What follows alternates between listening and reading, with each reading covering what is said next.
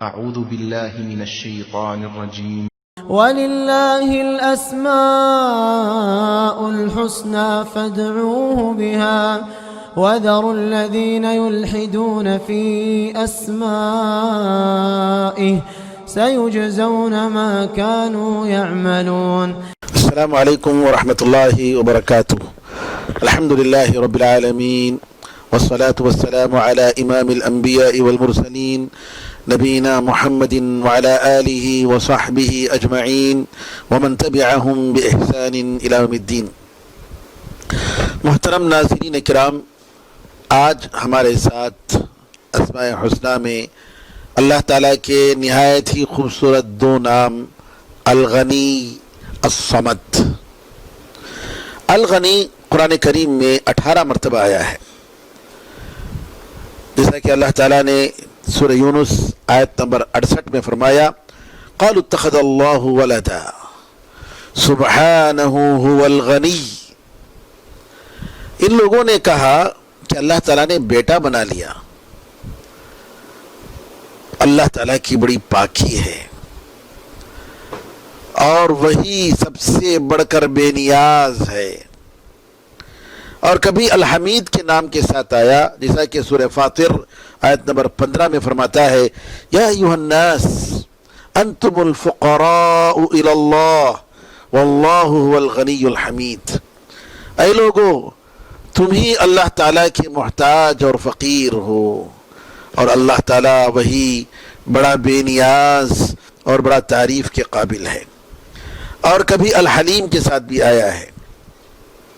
علامہ ابن الاثیر رحمۃ اللہ علیہ فرماتے ہیں الغنی یہ اللہ تعالیٰ کے ناموں میں سے ہے، اور اس کا مطلب جو کسی کا محتاج نہیں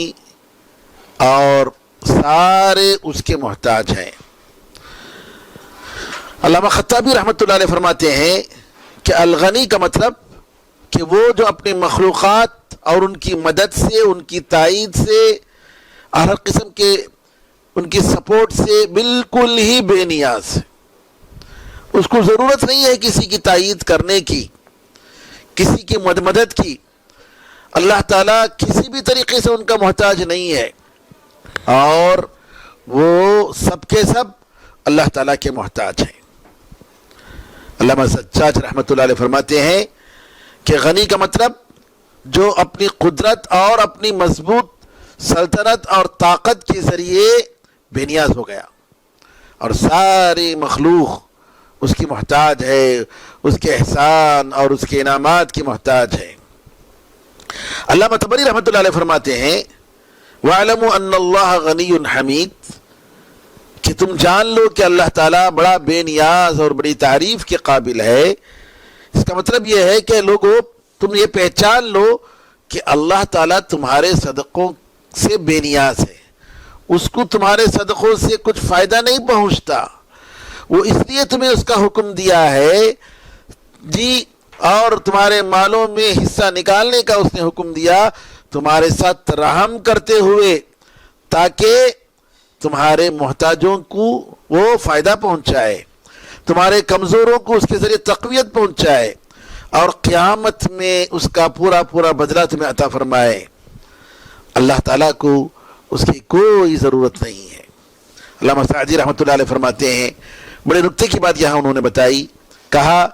کہ یہاں اللہ تعالیٰ سورہ فاطر آیت نمبر 15 میں فرماتا ہے یا ایھا الناس انتم الفقراء الی اللہ واللہ هو الغنی الحمید. اے لوگو، تم ہی اللہ تعالیٰ کے محتاج ہو، فقیر ہو، واللہ اور اللہ تعالیٰ وہ بڑا بے نیاز اور بڑا تعریف کے قابل ہے. علامہ سعدی رحمۃ اللہ علیہ فرماتے ہیں کہ اللہ تعالیٰ کی یہ ذاتی صفت ہے کہ وہ بے نیاز ہے. بے نیازی کہ وہ کسی کا محتاج نہیں، اور وہ مکمل طور پر بے نیاز، سارے اعتبارات اور سارے لحاظ سے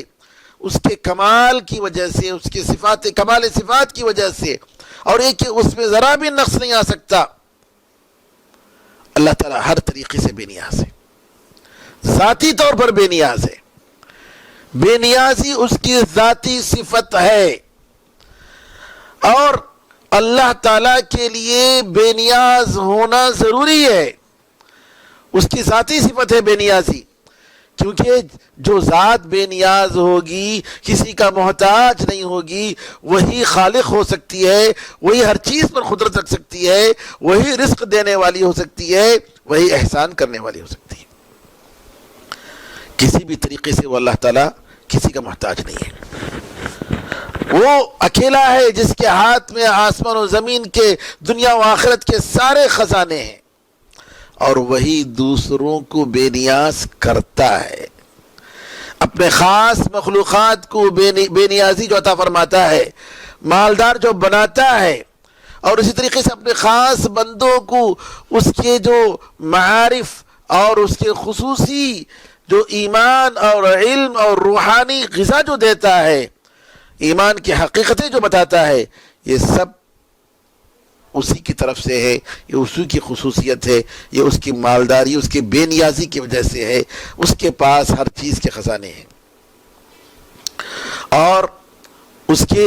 مکمل بے نیاز ہونے کا نتیجہ ہے کہ وہ اپنے بندوں کو حکم دیتا ہے کہ تم مجھ سے مانگو، اور پھر ان کی دعاؤں کی قبول کرنے کا وہ وعدہ کرتا ہے، اور ان کے مقاصد اور ان کے مرادوں کو پوری کرتا ہے، اور اپنے فضل سے اللہ تعالیٰ دیتا ہے، جیسا کہ قرآن میں اللہ تعالیٰ نے فرمایا وَيُؤْتِي كُلَّ ذِي فَضْلٍ فَضْلَهُ، ہر صاحب فضل کو وہ فضل عطا فرماتا ہے۔ اگر تمہارے پاس علم ہے، جی یہ فضل ہے، تو یہ فضل کا دینے والا کون ہے؟ اللہ ہے۔ اگر آپ کے پاس دولت ہے تو ایک فضل ہے اللہ تعالیٰ کی طرف سے، اور یہ کس نے عطا کیا؟ اللہ نے عطا کیا۔ اگر تمہارے پاس کوئی ٹیلنٹ ہے، اگر آپ دنیا کے بڑے آدمی ہیں، اگر آپ کو کوئی مقام ہے، تو یہ نام، یہ نمود، یہ شہرت، یہ عزت، یہ سربلندی، یہ کامیابی،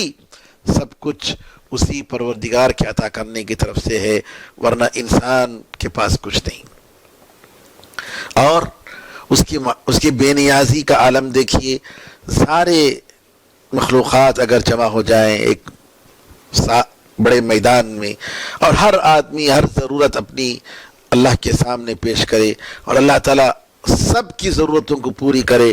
جی تو اس کے خزانے میں سے، اس کی بادشاہت میں ذرہ برابر بھی، تنکا برابر بھی کمی نہیں آئے گی، اور اس کی بے نیازی اور اس کے خزانوں کی،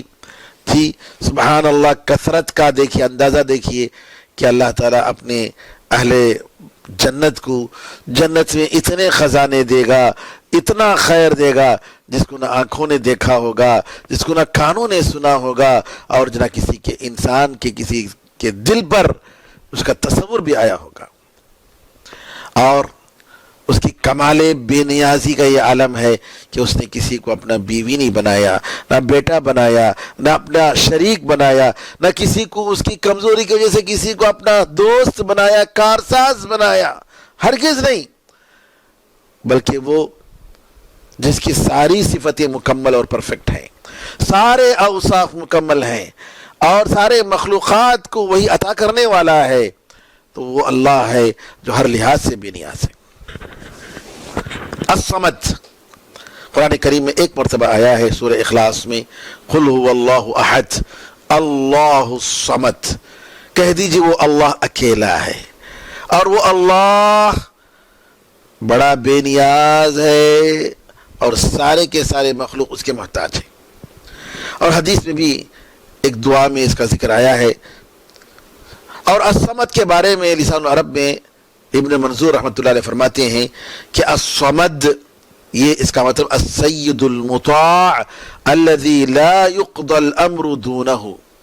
اس کا مطلب وہ بڑا سردار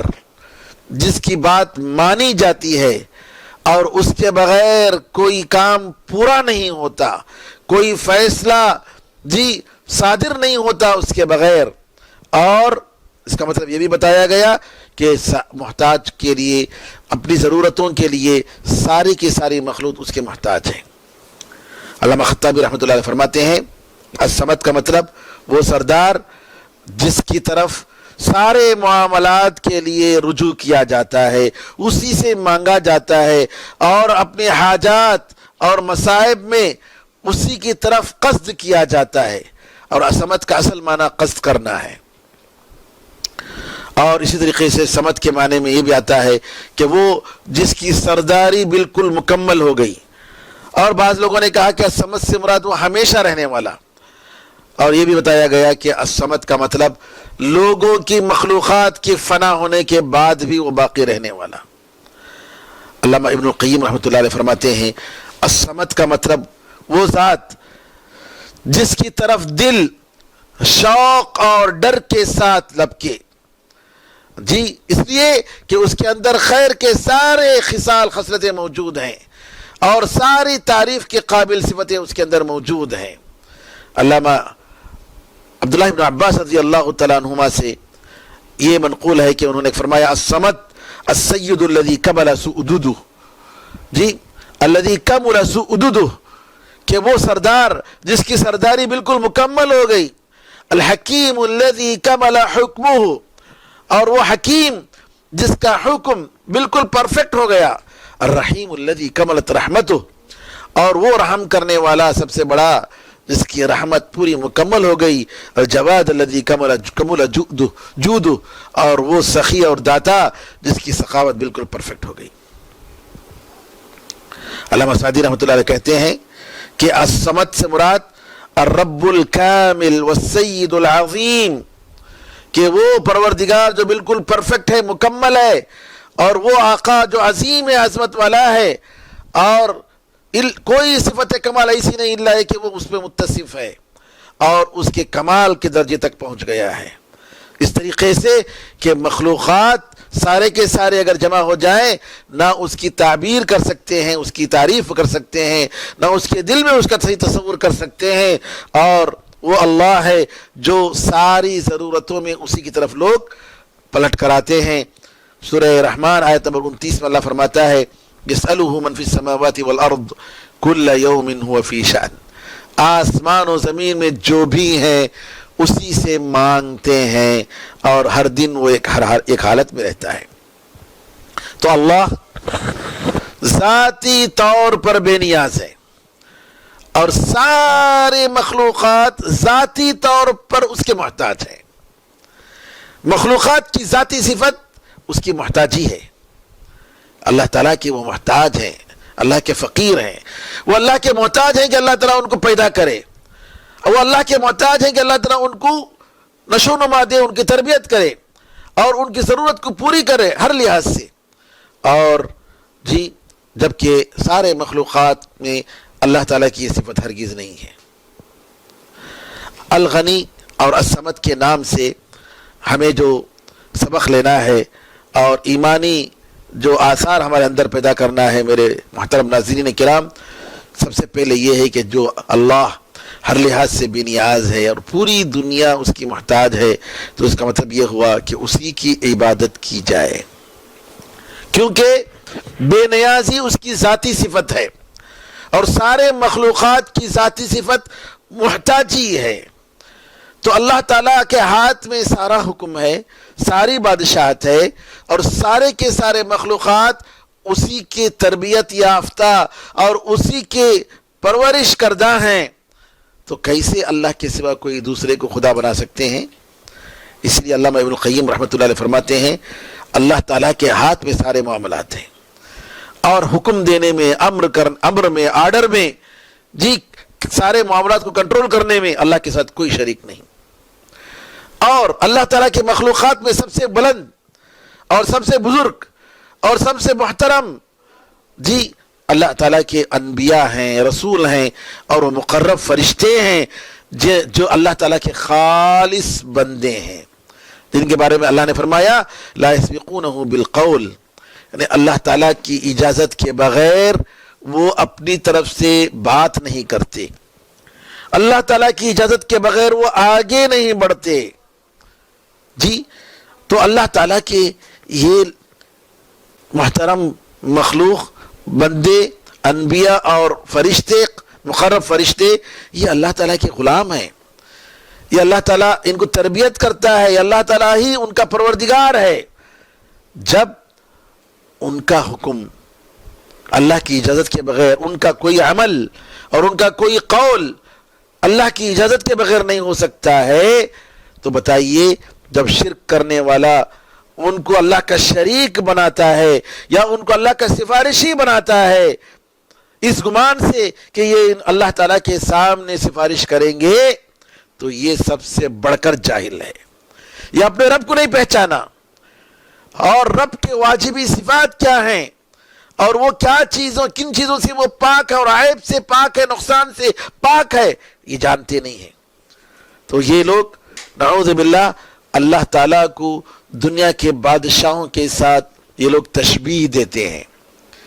یہ لوگ اللہ تعالیٰ کو نعوذ باللہ دنیا کے بادشاہوں کے ساتھ کمپیئر کرتے ہیں۔ ان میں سے کچھ سمجھ جاتے ہیں کہ جس طریقے سے دنیا کے بادشاہ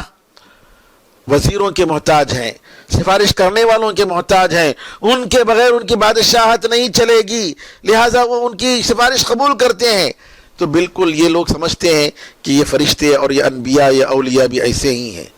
اور اس فاسد قیاس، یعنی عقل میں آنے والی بات نہیں، یہ بالکل باطل چیز ہے، یہ فاسد قیاس ہے کہ اللہ کے ساتھ مخلوق کو کمپیئر کرے، مخلوق کے ساتھ اللہ کو کمپیئر کرے، نعوذ باللہ، یہ بالکل ہی عقل میں آنے والی بات نہیں ہے۔ اور اسی قیاس کے ساتھ جو ہے بتوں کی عبادت کی گئی، اولیاء کی عبادت کی گئی، قبر پرستوں نے، مشرکوں نے نعوذ باللہ اللہ کے علاوہ سفارش کرنے والا اور اولیاء بنا لیا۔ تو یہاں جبکہ خالق اور مخلوق کا فرق، رب اور مربوب، رب وہ پالنے والا، مربوب وہ پالا ہوا بندہ اور مخلوق، والسید والعبد، ایک تو آقا ہے ایک غلام ہے، ایک مالک ہے ایک مملوک ہے۔ مملوک کا مطلب غلام، وہ آقا ہے، مالک ہے، وہ مالدار اور بے نیاز، سارے خزانے اس کے ہاتھ میں، اور یہ فقیر و محتاج۔ اور یہ فرق، اتنا بڑا فرق ہے، تو یہاں سمجھنے کی ضرورت ہے کہ اللہ الغنی جو بڑا بے نیاز ہے، بے نیازی اس کی لازمی صفت ہے، اس کی ذاتی صفت ہے، اور بندوں کا محتاج ہونا یہ ان کی ذاتی صفت ہے۔ آسمان و زمین میں جتنے ہیں سب اس کے سامنے بندے ہیں اور اس کے تصرف کے اندر میں آتے ہیں، اور اگر اللہ تعالیٰ سارے لوگوں کو، آسمان و زمین کی ساری مخلوقات کو ختم کر دے، اس کے خزانے میں، اس کی بادشاہت میں، اس کی ربوبیت و الوہیت میں ذرہ برابر بھی فرق نہیں آتا۔ سورہ مائدہ آیت نمبر 17 میں اللہ فرماتا ہے لَقَدْ كَفَرَ الَّذِينَ قَالُوا إِنَّ اللَّهَ هُوَ الْمَسِيحُ ابْنُ مریم، جن لوگوں نے کہا کہ اللہ تعالیٰ ہی مسیح ابن مریم ہے، عیسیٰ ہیں، ان لوگوں نے کفر کیا، یہ لوگ کافر بن گئے۔ قل فمن يملك من الله شيئا ان اراد ان يهلك المسيح ابن مريم وامه ومن في الارض جميعا، کہا اللہ تعالیٰ نے ان سے کہو کہ اگر اللہ تعالیٰ عیسیٰ علیہ السلام کو، ان کی والدہ کو اور زمین میں جو بھی ہیں ان کو ختم کرنا چاہے، تو اللہ تعالیٰ سے کون کسی کو بے نیاز کر سکتا ہے، کون بچا سکتا ہے؟ پھر فرمایا وَلِلَّهِ مُلْكُ السَّمَاوَاتِ وَالْأَرْضِ، اللہ تعالیٰ ہی کے لیے آسمان و زمین کی بادشاہت ہے، وما بینہما، اور جو کچھ ان کے درمیان ہے ان کی بادشاہت بھی اللہ کے ہاتھ میں ہے، یخلق ما یشاء، وہ جو چاہے پیدا کرتا ہے، واللہ علی کل شیء قدیر، اور اللہ تعالیٰ ہر چیز پر بڑی قدرت رکھتا ہے۔ اسی طریقے سے سورہ زمر آیت نمبر 44 میں فرمایا قل للہ الشفاعۃ جمیعا، کہہ دیجئے اللہ تعالیٰ ہی کے لیے ساری شفاعت ہے، لہ ملک السماوات والارض، اسی کے لیے زمین و آسمان کی بادشاہت ہے۔ اللہ تعالیٰ کے دونوں نام الغنی، الصمد، اس کا تقاضا یہ ہے کہ ہم اللہ تعالیٰ کے مکمل محتاج بن جائیں، جیسا کہ اللہ نے فرمایا کہ تم فقیر و محتاج ہو اے لوگو، تو ہم اللہ تعالیٰ کے مکمل محتاج بن جائیں، اور فقیری اور محتاجی ہماری ذاتی صفت ہے۔ زندگی کے سارے مرحلوں میں ہر وقت ہم محتاج ہیں اللہ تعالیٰ کے، اللہ تعالیٰ کی جی اس نعمت سانس کے بغیر ہم زندگی گزار نہیں سکتے. لا حول ولا قوت الا باللہ. حالت ہماری بہتر حالت میں بدل نہیں سکتی، اور اچھے کام پر ہمیں کوئی طاقت نہیں، اچھی چیز پر ہمیں کوئی پاور نہیں سوائے اللہ تعالیٰ کی مدد کے. پلک جھپکنے کے برابر بھی ہم اللہ تعالیٰ سے بے نیاز نہیں ہو سکتے، اور مکمل بے نیاز وہ اللہ تعالیٰ کی ذات ہے. تو یہ انسان کا احساس، یہ مومن کا احساس کہ بندہ میں اللہ تعالیٰ کا ہمیشہ کے لیے محتاج ہوں، یہ بندے کے دل میں خوف پیدا کرتا ہے، امید پیدا کرتا ہے، اللہ پر توکل کرنے اور بھروسہ کرنے کی طاقت کو پیدا کرتا ہے کہ اللہ تعالیٰ ہی مصیبتوں کو دور کرنے والا، فائدہ پہنچانے والا. اللہ تعالیٰ کے بغیر کسی بھی چیز پر، اچھی چیز پر طاقت نہیں آ سکتی. اور یہ کہ اللہ تعالیٰ کے پاس ہی ہمیں گڑ گڑانا ہے، اور اسی سے ہمیشہ ہدایت کے لیے، حفاظت کے لیے، توفیق کے لیے، ہر قسم کی مدد کے لیے اللہ تعالیٰ ہی سے مانگنا ہے. اور یہ کہ بندہ ہمیشہ اللہ سے طلب کرے، اے اللہ مجھے میرے حوالے پلک جھپکنے کے برابر بھی مت کر یا اللہ، ورنہ میں برباد ہو جاؤں گا. علامہ ابن القیم رحمۃ اللہ علیہ فرماتے ہیں کہ یا ایھا الناس انتم الفقراء الی اللہ واللہ الغنی الحمید. اس آیت میں اللہ تعالیٰ نے بتایا کہ بندے اس کے محتاج ہیں، اور محتاجی ان کی ذاتی صفت ہے، کبھی بھی اس صفت سے وہ الگ نہیں ہو سکتے. جس طریقے سے اللہ تعالیٰ کی ذاتی صفت بے نیازی اور قابل تعریف ہونا ہے، بالکل اسی طریقے سے محتاجی اور نیازی اللہ تعالیٰ کی ان بندوں کی خاص صفت ہے کہ اللہ تعالیٰ کا وہ ہمیشہ محتاج ہوتا ہے. جی ہاں، تو یہاں پر بندوں کی محتاجی کو یہ کوئی عارضی نہ سمجھا جائے، بلکہ ہمیشہ کے لیے ہے. بندہ اپنے پروردگار کا ہمیشہ محتاج ہے، جیسا کہ علامہ ابن تیمیہ رحمۃ اللہ علیہ فرماتے ہیں والفقر وصف ذات لازم ابدا کما الغنى ابدا وصف له ذاتی. کہ بندے ایک مخلوق کی یہ ذاتی صفت ہے کہ وہ محتاج ہے، جیسا کہ بے نیازی اور ہر ایک سے بالکل ہی لاپرواہ اور جو ہے محتاج نہ ہونا، یہ اللہ تعالیٰ کی صفت ہے. جی، تو یہاں پر ہم لوگوں کو یہ یقین کرنا ہے کہ جب اللہ تعالیٰ کے ہم محتاج ہیں تو یہاں پر محتاجی کی دو صفت ہے. ایک اضطراری حاجت، اضطراری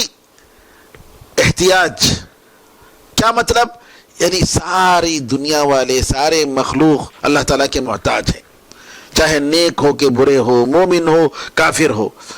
اور اس دنیا کی محتاجی میں اپنی زندگی کی ضرورت کو پوری کرنے میں جی اس میں سب برابر ہیں. دوسرا ہے فقر اختیاری، یعنی اختیاری حاجت، کہ انسان جی اپنے حاجت کو اللہ کے سامنے رکھتا ہے اور اپنی ضرورت کو اللہ تعالیٰ کے سامنے رکھتا ہے اور اللہ سے گر گرا کر مانگتا ہے. اور یہ نتیجہ ہے دو چیزوں کے علم کا. ایک اپنے رب کو پہچاننا، دوسرا اپنے آپ کو پہچاننا. تمہاری کیا حیثیت ہے، تم کیا تھے، اب تم کیا ہو اور کیا ہو جاؤ گے، اور وہ ذات پروردگار جس نے تمہیں پیدا کیا اس کی کیا صفات ہیں، اس کے کیا نام ہے، اس کی کیا شان ہے، اس کی کیا عظمت ہے، اس کی کیا کمال صفات ہیں. سبحان اللہ. ان دونوں چیزوں کا علم ایک مومن کو جی وہ اختیاری حاجت کیا ہے وہ بتاتی ہے، اور وہ اختیاری حاجت طلب کرتا ہے اور وہ مانگتا ہے. تو علامہ ابن القیم رحمۃ اللہ علیہ نے فرمایا کہ بندہ جب ان دونوں علم کو جانتا ہے، ایک اللہ کی معرفت، اپنے رب کی معرفت، دوسری اپنے آپ کی معرفت، اپنے آپ کی حقیقت کو پہچاننا، یہ دونوں کو اگر صحیح طریقے سے پہچان لے تو اس کا نتیجہ یہ ہے کہ اس کے نتیجے میں اللہ تعالیٰ اس کو ایک حاجت بتاتا ہے، اس کی ایک حاجت کا علم دیتا ہے جو کہ عین بے نیازی ہے، جس میں اس کی کامیابی ہے. اگر یہ دونوں علم اس کے پاس آ گئے، اپنے رب کی معرفت اور اپنی حقیقت کو پہچاننا، ان دونوں کو اگر پہچان لیا تو اللہ تعالیٰ اس کو کامیابی عطا فرماتا ہے اور اللہ تعالیٰ اس کو اس کا خاص بندوں میں شامل کر لیتا ہے۔ اور لوگ مومن جو جن کا ایمان میں جو فرق ہوتے ہیں، ان کا جو فرق مراتب جو ہوتا ہے، ان دونوں کی معرفت میں فرق ہونے کی وجہ سے ان کے لیول میں، ان کے ایمان اور ان کے عمل کے لیول میں فرق ہوتا ہے۔ جس شخص نے اپنے رب کے بارے میں جان لیا کہ وہ مکمل طور پر بے نیاز ہے، تو اپنے بارے میں وہ یقین کر لیا کہ وہ مکمل طور پر اللہ کا محتاج ہے۔ جس شخص نے اپنے رب کے بارے میں پہچان لیا کہ وہ مکمل طاقت رکھنے والا ہے، ساری قدرت اس کے پاس ہے، تو مکمل طور پر یقین کر لیتا ہے کہ وہ بیچارہ عاجز ہے، مکمل طور پر اللہ تعالیٰ کے سامنے وہ عاجز ہے اور کمزور ہے، اور اللہ تعالیٰ کے بغیر وہ کچھ بھی نہیں ہے۔ اور مکمل طور پر جب اس کو یقین ہو جائے کہ وہ اللہ تعالیٰ ہی غلبے والا ہے، عزت اور طاقت والا ہے، تو مکمل طور پر اس کو یقین ہو جاتا ہے اپنے بارے میں کہ میں مسکین ہوں، میں اللہ کے سامنے ذلیل ہوں، میں عاجز ہوں، میں بے کس ہوں، اور وہی اللہ تعالیٰ ہے جو میری بے کسی کو دور کر سکتا ہے۔ اور جب اس کو یقین ہو جائے کہ وہ اللہ، اسی کے پاس مکمل علم ہے، پرفیکٹ نالج ہے اس کے پاس، اسی کے پاس ساری حکمت ہے، تو اپنے بارے میں وہ یقین کر لیتا ہے کہ میں ایک جاہل ہوں، میں نادان ہوں، میں کچھ نہیں جانتا، وہ اللہ جو دیتا ہے، جو سکھاتا ہے، اسی کے نتیجے میں کچھ کہتا ہوں، ورنہ میں کچھ نہیں ہوں، سب کچھ اسی پروردگار کا علم، نتیجہ اس کا فضل ہے۔ سبحانک لا علم لنا الا ما علمتنا انک انت العلیم الحکیم، جیسا کہ فرشتوں نے فرمایا کہ اے اللہ تیری پاکی ہے، تو ہر عیب سے پاک ہے، ہر کمی سے پاک ہے، تیری ذات پاک ہے، اے اللہ ہمارے پاس کوئی علم نہیں سوائے اس کے جو تو نے ہمیں سکھایا، بے شک ہی تو ہی بڑا علم والا اور بڑی حکمت والا ہے۔ تو یہ بندہ جب ان ساری چیزوں کو جانتا ہے اور اس حقیقت کو پہچانتا ہے کہ اللہ نے اس کو اس کی ماں کے پیٹ سے نکالا جبکہ وہ کچھ بھی نہیں جانتا تھا اور کچھ بھی طاقت نہیں رکھتا تھا اور کسی چیز کا مالک نہیں تھا، نہ وہ دے سکتا تھا، نہ روک سکتا تھا، نہ کسی نفع اور نقصان کا مالک تھا، کسی بھی چیز کا ہرگز وہ مالک نہیں تھا۔ جب ان ساری چیزوں کا علم ہو جاتا ہے، اپنے رب کو پہچانتا ہے اور اپنے حقیقت کو پہچانتا ہے، تو اس کی یہ حاجت کا احساس اس کو کمال تک پہنچاتا ہے جس کو محسوس کیا جاتا ہے۔ اس بندے کا کمال یہ ہے کہ اپنی حاجت اور اپنی ذلت کو اللہ کے سامنے محسوس کرے۔ یہی بندے کا کمال ہے کہ بندہ اللہ کے سامنے پوری طریقے سے عاجز اور پورا محتاج، اور یہ یقین کر لے کہ یہ محتاجی اس کی ذاتی صفت ہے، اور جو ذاتی صفت ہوگی وہ ہمیشہ کے لیے ہوگی، ختم نہیں ہو سکتی۔ اور ایسی ذاتی حاجت والی صفت والا انسان، یعنی جس انسان کی صفت، جس بندے کی صفت حاجت ہو، محتاج ہو، وہ محتاج ہو کسی اور کا، پروردگار کا، تو کبھی بھی کسی بھی مرحلے میں وہ حاجت والا انسان، وہ محتاج بندہ، وہ مسکین بندہ، وہ جاہل بندہ، وہ بندہ جو اللہ کے سامنے ذلیل اور مسکین ہے، رسوا ہے، وہ کبھی ربوبیت کے مرحلے کو پہنچ نہیں سکتا، وہ کبھی رب میں بدل نہیں سکتا، وہ کبھی الغنی نہیں ہو سکتا، کبھی وہ ہمیشہ کے لیے بے نیاز نہیں ہو سکتا، بلکہ وہ ہمیشہ کے لیے اپنے پروردگار اور اپنے اس حقیقی بے نیاز مالک کا، اللہ تعالیٰ کا، ہر مرحلے میں ہمیشہ کے لیے محتاج ہوگا۔ جب اللہ تعالیٰ کی نعمتوں کا اس پر کمال ہوا اور اللہ تعالیٰ اپنی رحمتیں اس پر نچھاور کرتا رہا اور اس کے وجود کے جو اسباب ہیں وہ دیتا رہا، ظاہری اور باطنی طور پر مدد کرتا رہا، نعمتیں اس کو دیتا رہا، کان اور آنکھ اور دل دیا، اس کو سکھایا، اس کو طاقت دیا اور اس کو ادھر ادھر پھرنے کی صلاحیت عطا کی، اس کی حرکت کرنے کی طاقت دی، اور اپنے ہی جیسے انسانوں پر فوقیت عطا فرمائی، اور گھوڑے اور اونٹ اور اسی طریقے سے جانور، یہ ساری چیزوں پر اللہ تعالیٰ نے اس کو مسخر کیا اس کے لیے اور اس پر طاقت دی، اور اسی طریقے سے پرندوں پر کو شکار کرنے اور ان پر کنٹرول عطا فرمایا، بڑے بڑے جانور جو وحشی جانور ہیں ایسے جانوروں پر کو بھی اس کو کنٹرول عطا فرمایا، ندیاں اس نے کھودیں اور درخت اس نے گاڑے اور زمین کو اس نے پھاڑے اور بڑی بڑی بلڈنگیں اس نے بنا لی، اور اپنی مصلحت کو پانے کے لیے ہیلے بازی کرنے کی طاقت آ گئی، اور ایسی چیزیں جو اس کو نقصان پہنچا سکتی ہیں اس سے بچنا اس کو آ گیا، یہ ساری چیزیں آ گئیں تو یہ مسکین سمجھنے لگا کہ میرے پاس بھی کچھ بادشاہت ہے، میرے پاس بھی کچھ طاقت ہے، اور اپنے لیے اللہ تعالیٰ کے ساتھ بادشاہت کا دعویٰ کرنے لگا اور دوسری آنکھ سے دیکھنے لگا اپنے آپ کو، اور وہ بھول گیا کہ وہ کچھ بھی نہیں تھا، اللہ نے اس کو پیدا کیا، وہ ہر قسم کا محتاج تھا، اللہ نے اس کو بے نیاز بنایا، اور سمجھنے لگا کہ وہ محتاج نہیں رہا، وہ کوئی اور تھا۔ جیسا کہ حدیث میں آتا ہے، بسر بن جحاش القرشی کہتے ہیں کہ نبی کریم صلی اللہ علیہ وسلم ایک مرتبہ اپنے ہتھیلی میں تھوکتے ہیں اور اس تھوک پر اپنی انگلی کو رکھتے ہیں، پھر کہتے ہیں کہ اللہ تعالیٰ کہتا ہے، اے آدم کے بیٹے، تم مجھ سے چھوٹ کر جا نہیں سکتے، مجھے تم فیلئر نہیں کر سکتے، مجھ سے بچ کر تم نہیں جا سکتے، جبکہ میں نے تمہیں اس جیسے نطفے سے پیدا کیا،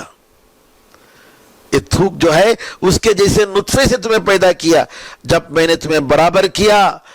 اور تمہیں تمہاری ساری طاقتیں عطا فرمائی تو تم دو چادر کے درمیان پٹک پر نخرے کرتے ہوئے، فخر کرتے ہوئے تم چلنے لگے، اور تم نے جو ہے جمع کیا اور تم نے روکا، حتیٰ کہ جب جان تمہارے حلق میں آ گئی، سکرات کے عالم میں تم کہنے لگے کہ تمہیں صدقہ کروں گا، اب صدقہ کرنے کا وقت نہیں ہے۔ یہ حدیث مسند احمد اور ابن ماجہ میں موجود ہے، اور شیخ البانی رحمۃ اللہ نے اس حدیث کو صحیح قرار دیا۔ علامہ ابن القیم رحمۃ اللہ علیہ کے جملے کہ اتنا سب کچھ دینے کے بعد بندے کے اندر جو غرور آتا ہے،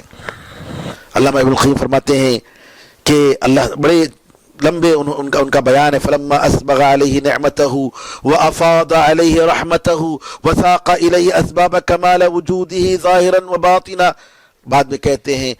ظن المسکین ان له نصیبا من الملک، یہ مسکین، یہ بیچارہ یہ ناکام و نامراد سمجھنے لگا اپنے بارے میں کہ بادشاہت میں میرا بھی حصہ ہے، جیسا کہ فرعون نے دعویٰ کیا انا ربکم الاعلی، میں تمہارا سب سے بڑا پروردگار ہوں، نعوذ باللہ۔ تو آپ فرماتے ہیں آگے بڑھ کر، تو یہاں سے اللہ تعالیٰ نے جس کی مدد کی، جس کو توفیق دی اور جس کو محروم کیا، تو جو شخص اپنے حقیقت کو پہچان نہیں سکا اور اپنی حاجت اور فقر کو اور اللہ تعالیٰ کے پاس اس کی ضرورت کو بھول گیا تو تکبر کرنے لگا، تو اس پر جو ہے نعوذ باللہ ہمیشہ کے لیے بدبختی لازم ہو گئی، وہ بدبخت بن گیا، بدنصیب بن گیا، نامراد اور ناکام ہو گیا، جیسا کہ اللہ نے سورہ لیل میں آیت نمبر 5 سے 10 تک فرمایا، کلا، ہرگز نہیں، ان الانسان لیطغی، بے شک انسان سرکشی کرنے لگتا ہے، اترانے لگتا ہے، حد سے زیادہ آگے بڑھنے لگتا ہے، ارآہ استغنی، یہ دیکھ کر کہ وہ میرا بے نیاز ہو گیا ہے، ذرا پیسے اس کے پاس آ گئے ہیں، اس کے پاس صحت ذرا بن گئی ہے، جی یہ دنیا تھوڑی آ گئی ہے، یہ دیکھ کر سرکشی کرنے لگتا ہے اللہ کے ساتھ، نافرمان بن جاتا ہے، اللہ تعالیٰ کی اطاعت کے بجائے سرکشی کرنے لگتا ہے۔ اسی طریقے سے یہ جو ہے سورہ علق آیت نمبر 6 اور 7 میں ہے، اور سورہ لیل میں فرمایا فَأَمَّا مَنْ أَعْطَى وَاتَّقَى وَصَدَّقَ بِالْحُسْنَى فَسَنُيَسِّرُهُ لِلْيُسْرَى، جس نے دیا اور اللہ تعالیٰ کا تقوی اختیار کیا اور کلمہ توحید، یہ کلمہ حسنہ جو سب سے بہترین کلمہ ہے، اس کی اس نے تصدیق کی، فَسَنُيَسِّرُهُ لِلْيُسْرَى، تو ہم اس کو آسانی کے لیے، جنت کے لیے، جنت کا راستہ آسان کریں گے۔ وَأَمَّا مَن بَخِلَ وَاسْتَغْنَىٰ وَأَمَّا مَن بَخِلَ وَاسْتَغْنَىٰ، اب رہا جو جس نے بخل اختیار کیا، بخیلی اختیار کی اور بے نیاز ہو گیا، اللہ تعالیٰ سے بے نیاز ظاہر کرنے لگا، نعوذ باللہ، وَكَذَّبَ بِالْحُسْنَىٰ، اور سب سے بہترین کلمہ توحید کو جھٹلایا، فَسَنُيَسِّرُهُ لِلْعُسْرَىٰ، تو ہم اس کے لیے مشکل مرحلہ دوزخ کا راستہ آسان کریں گے۔ جی تو یہاں پر علامہ ابن القیم فرماتے ہیں فَأَكْمَلُ الْخَلْقِ أَكْمَلُهُمْ عُبُودِيَّةً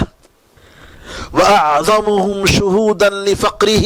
وَضَرُورَتِهِ وَحَاجَتِهِ إِلَى رَبِّهِ وَعَدَمِ اسْتِغْنَائِهِ عَنْهُ طَرْفَةَ عَيْنٍ، تو انسانوں میں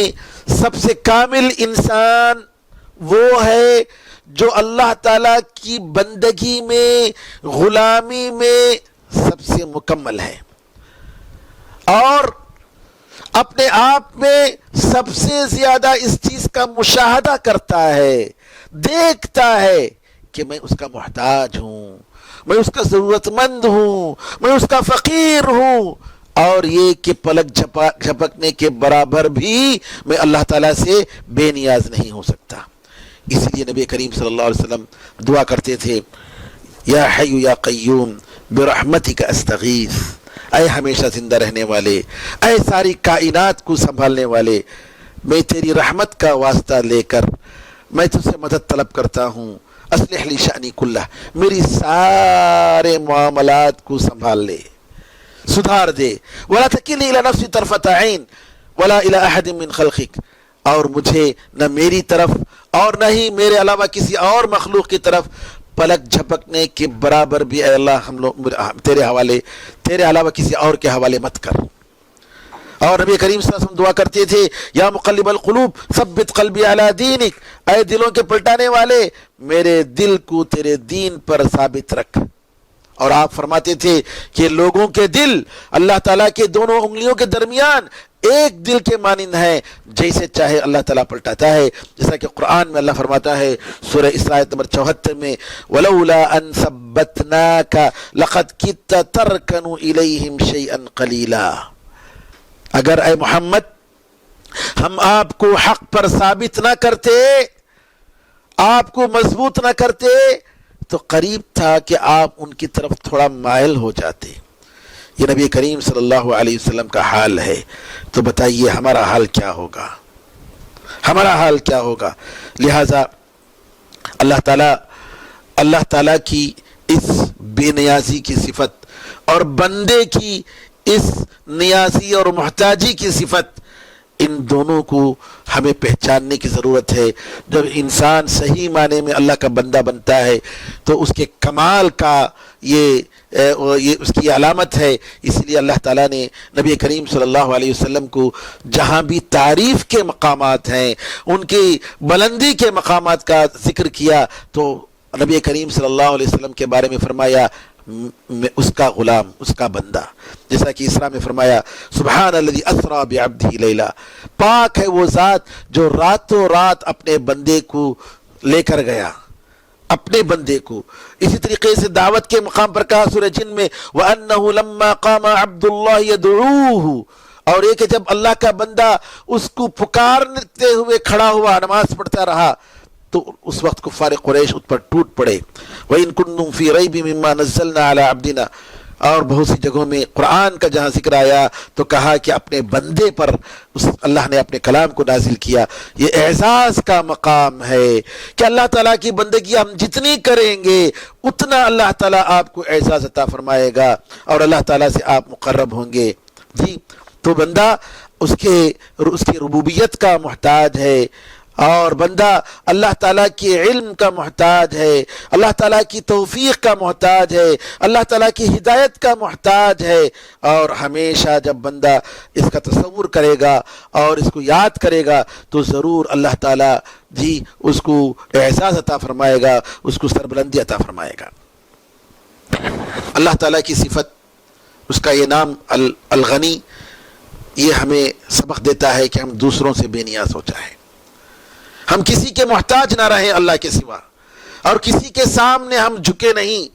بلکہ ہم اللہ تعالیٰ کے سامنے جھک کر اپنے آپ کو عزت عطا فرمائے، اپنے آپ کو اللہ تعالیٰ کے فضل و کرم سے وہ اشرف المخلوقات میں ہم داخل ہو جائیں۔ جی ہاں، اسی طریقے سے اللہ تعالیٰ کا یہ نام الصمد،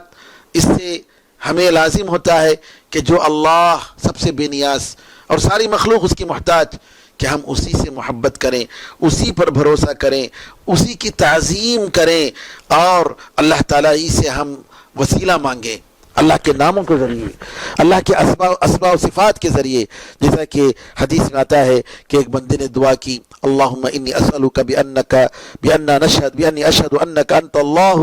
لا الہ الا انت الاحد الصمد الذی لم یلد ولم یولد ولم یکن له کفوا احد ان تغفر لی ذنوبی وتکفر عنی سیئاتی انک انت الغفور الرحیم، کہ اللہ تعالیٰ سے دعا کرے، اے اللہ ہم تجھ سے مانگتے ہیں،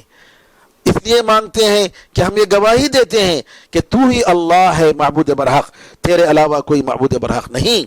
اور تو اکیلا ہے، اور تو سب سے بے نیاز ہے، اور ساری دنیا تیری محتاج ہے، جس نے کسی کو چنا نہیں اور نہ وہ کسی سے پیدا ہوا اور نہ اس کے برابر کوئی ہے، کہ تو اے اللہ ہم تیرے ان ناموں کا واسطہ دے کر ہم مانگتے ہیں کہ تو ہمیں معاف کر دے، ہمارے گناہوں کو معاف کر دے، اور ہمارے گناہوں کو کا تو جو ہے کفارہ کر دے، اے اللہ تو ہمارے گناہوں کو مٹا دے، اے اللہ بے شک تو بڑا معاف کرنے والا، بڑا رحم کرنے والا ہے۔ جب بندہ اس طریقے سے اللہ تعالیٰ کے اسما کا واسطہ دے کر وسیلے کے ساتھ مانگتا ہے تو حدیثوں میں آتا ہے کہ اللہ تعالیٰ اس کی دعا کو قبول فرماتا ہے۔ اللہ تعالیٰ سے دعا ہے کہ اللہ تعالیٰ ہم سب کو اللہ تعالیٰ کے ناموں کو پڑھ کر، سمجھ کر، غور و فکر کر کے ہمارے ایمان میں اضافہ کی توفیق عطا فرمائے، ہمارے ایمان کو مضبوط فرمائے، ہمیشہ اللہ تعالیٰ کو یاد کرنے والا، اللہ کے سامنے اپنی حاجت کو بتانے والا، اللہ تعالیٰ کے سامنے محتاج اور فقیر جی بن کر زندگی گزارنے والا اللہ تعالیٰ ہم سب کو بنائے۔ آمین ارحم الراحمین، والحمدللہ رب العالمین، وصلی اللہ وسلم علی نبینا محمد وعلی آلہ وصحبہ اجمعین۔ سبحانک اللہم وبحمدک، اشہد ان لا الہ الا انت، استغفرک واتوب الیک۔ السلام علیکم ورحمۃ اللہ وبرکاتہ۔